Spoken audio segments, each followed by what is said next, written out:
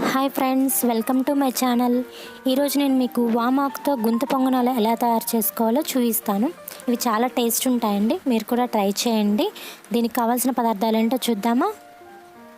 ముందుగా పులియ పెట్టుకున్న ఇడ్లీ పిండి తీసుకోవాలి. తరిగిన క్యారెట్, జీలకర్ర, 1 table spoon salt, 1 table spoon కారం, తరిగిన ఆనియన్స్, వామాకుని ఇలా సన్నగా తరిగి పెట్టుకున్నాను నేను. మనం చూపించిన ఇంగ్రీడియంట్స్ అన్నీ 1 బై 1 వేసేసుకోవాలి.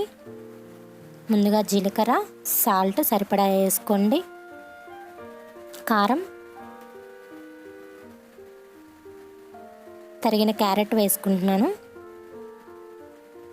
తరిగిన ఆనియన్స్.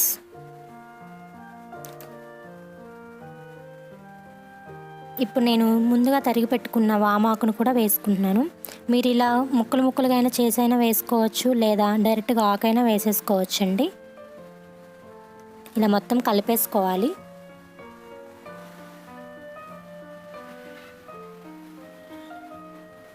ఇలా వాటర్ యాడ్ చేసుకుంటూ మనం గుంత పొంగనాలకి ఎలా అయితే వేసేసుకుంటామో అలా కొంచెం లూజ్ అయ్యేలాగా చేసేసుకోండి.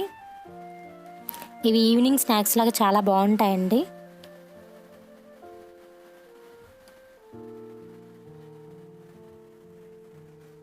ఇప్పుడు స్టవ్ వెలిగించుకొని ప్యాన్ పెట్టుకుందాము.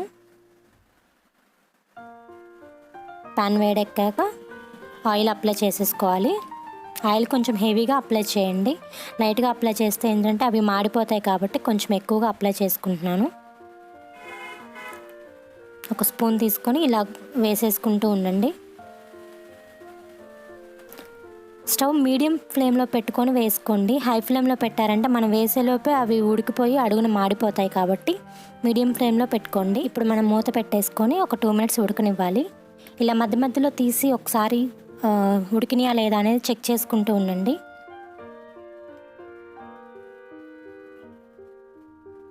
ఇప్పుడు మనకు మొత్తం ఉడికాయండి. ఇలా మొత్తం రివర్స్లో వేసేసుకొని రెండో సైడ్ కూడా మనకి బాగా కాలనివ్వాలి.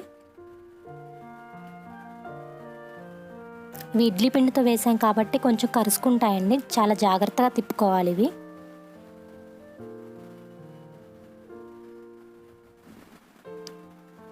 ఇలా రెండో సైడ్ కూడా ఒక 2 మినిట్స్ బాగా కాలనివ్వాలి. మనకి రెండో సైడ్ కూడా కాలేయండి. నేను తీసి ప్లేట్లోకి తీసేసుకుంటున్నాను.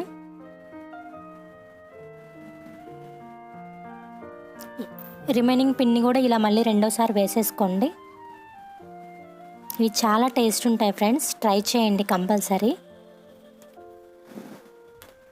మా వీడియోస్ కనుక మీరు ఫస్ట్ టైం చూస్తున్నట్లయితే లైక్ చేయండి, కామెంట్ చేయండి అండ్ షేర్ చేయండి ఫ్రెండ్స్. అలానే సబ్స్క్రైబ్ చేయడం మాత్రం మర్చిపోవద్దు. దానివల్ల మేము ఏ వీడియో పెట్టినా కానీ మీకు వెంటనే రీచ్ అవుతుంది. సో ఇలా రెండోసారి కూడా నేను వేసేసుకుంటున్నాను. ఇవి కూడా సేమ్ అలానే తిప్పేసుకోండి.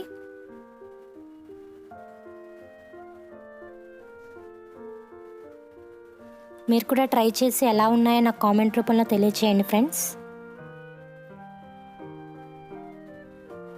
వామాకుతో ఇంకా మనం చాలా వెరైటీస్ చేసుకోవచ్చు. వామాకు పచ్చడి చేసుకోవచ్చు, ఇలా వెరైటీస్ స్నాక్స్ చేసుకోవచ్చు. చారు కూడా పెడతారు ఇంకా వామాకుతో. సో కంపల్సరీ ట్రై చేయండి.